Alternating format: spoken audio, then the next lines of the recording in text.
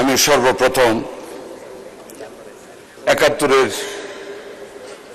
মহান স্বাধীনতার ঘোষক শহীদ রাষ্ট্রপতি জিয়া রহমানকে শ্রদ্ধার সাথে স্মরণ করি, ওনার আত্মার মাগফিরাত কামনা করি।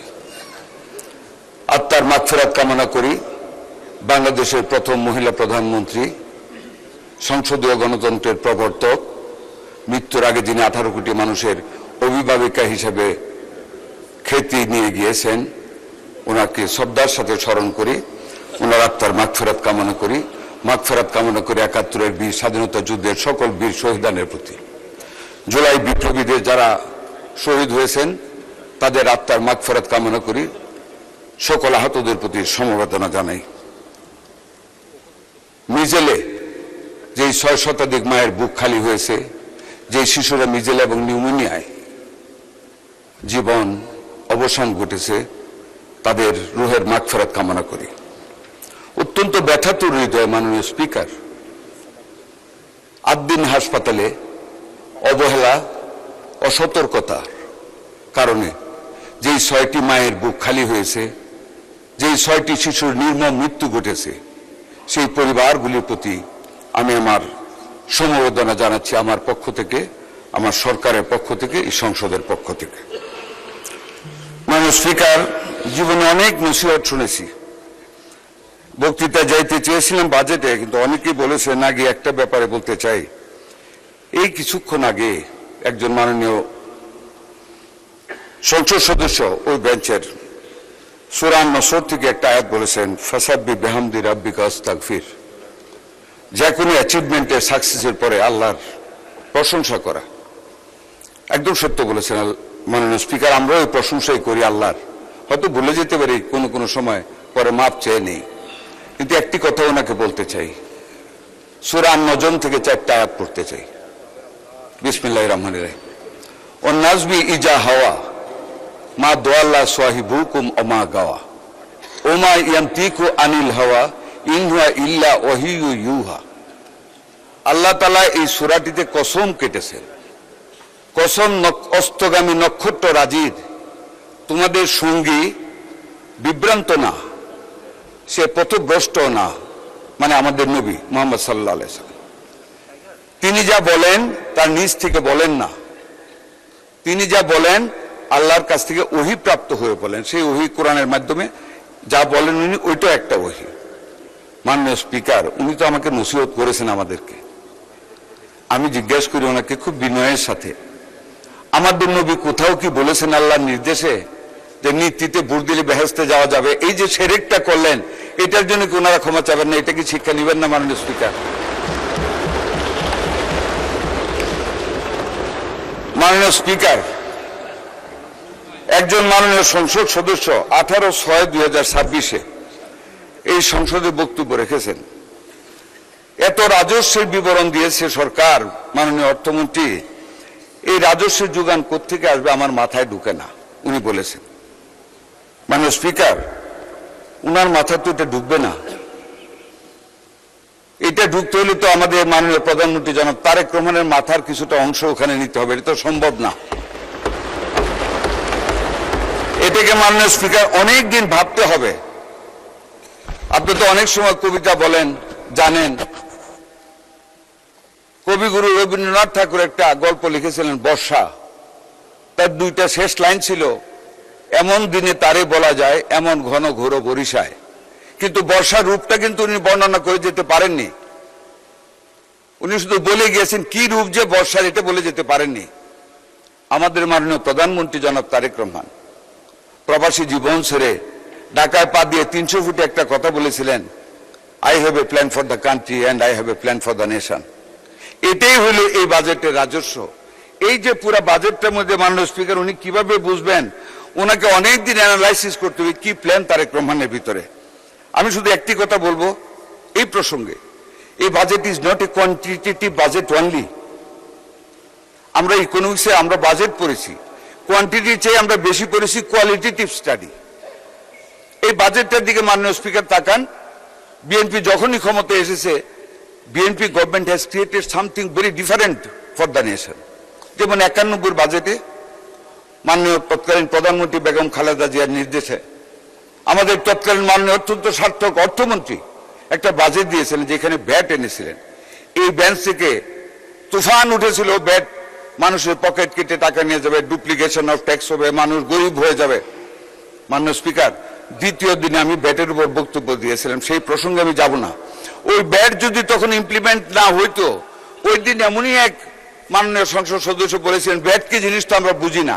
বুঝার কথা না, ওটা বেগম খালেদা জিয়াই বুঝতেন আর সাইফুর রহমানই বুঝতেন।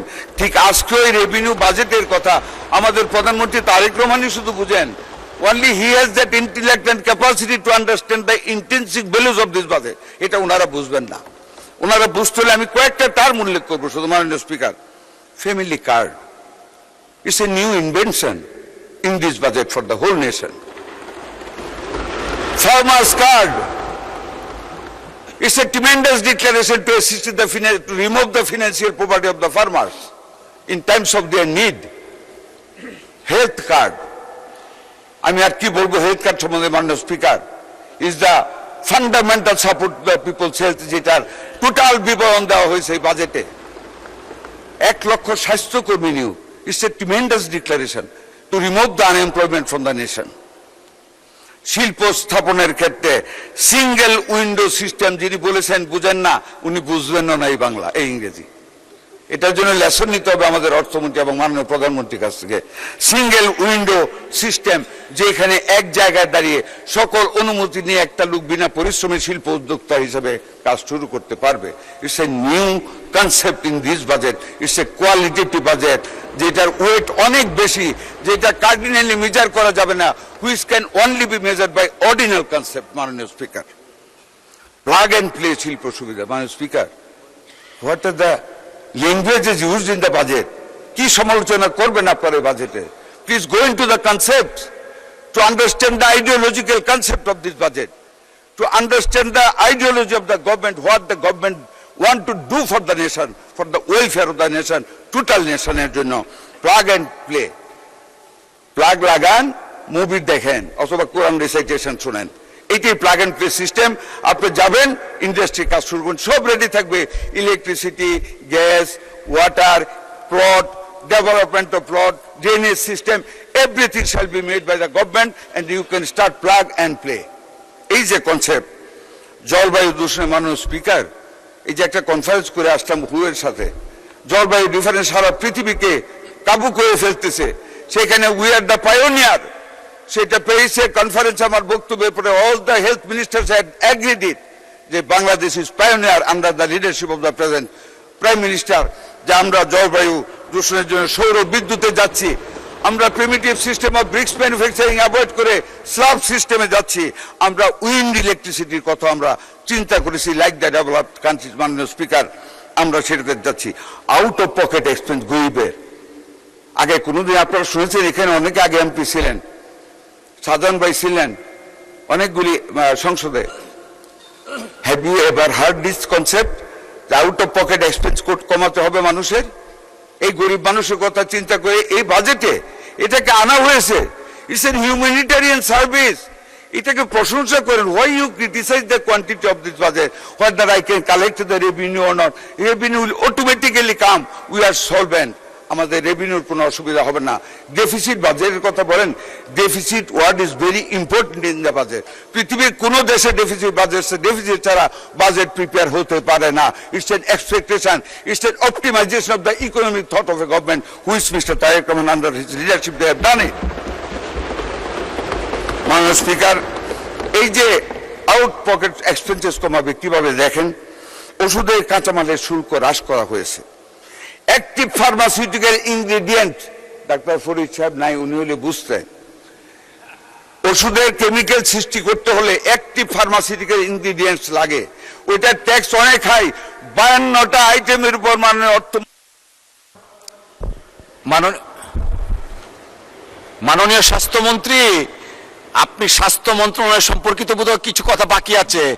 সবারই এটা হার্ট স্বাস্থ্য মন্ত্রণালয়, তাই এই জন্য 2টা মিনিট বেশি দেওয়া হলো মন্ত্রণালয় সম্পর্কে বলার জন্য। Thank you. কাঁচামাল, ক্যান্সার, আইল্যান্ডস, কিডনি ডায়ালাইসিসের সকল অনেকগুলি খরচ এগুলি কমিয়ে দেওয়া হয়েছে স্বাস্থ্য খাতকে উন্নত করার জন্য। মাননীয় স্পিকার, আমি সকল সংসদ সদস্যদের বলতে চাই, কেন বুঝেন না অনেকে এই বাজেটটা সম্বন্ধে? একটা জিনিস দেখেন, prime minister, one child one tree, একটা সন্তান একটা গাছ। এই জলবায়ু দূষণ থেকে মুক্ত করার লক্ষ্যে মাননীয় প্রধানমন্ত্রী ঘোষণা করেছেন প্রত্যেকটা প্রাইমারি স্কুলের প্রত্যেকটা শিশু তার আঙ্গিনায় বা উঠানে একটি চারা গাছ লাগিয়ে এটাকে ভবিষ্যৎ পরিবেশের জন্য উন্নত করবেন।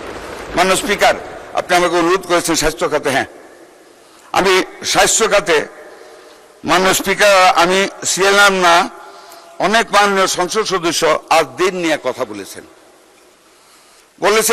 2 থেকে 250 টাকা তারা ডায়ালিসিস করে। ট্রু। ওনারা বলেছেন মাথা ব্যথায় কি মাথা কেটে ফেলা যায়? নো, কাটা যায় না। তবে যারা মাথা কাটে তাদেরকে বিচারে আওতায় আনতে হবে। নাকি অস্বীকার করতে পারেন না? আনতে হবে। ওনারা কোভিড টাইমে ইউনাইটেড হসপিটালের আগুন লেগে 6 জন মারা গিয়েছে, তখন তো ইউনাইটেডের লাইসেন্স সরকার বন্ধ করেনি, এটা বলেছেন। বার্ন ইউনিটের আগুনের কথা বলেছেন, I do agree, but the difference with the occurrences of Adin is that United Hospital occurrence and the burn unit occurrence was an accident of electricity.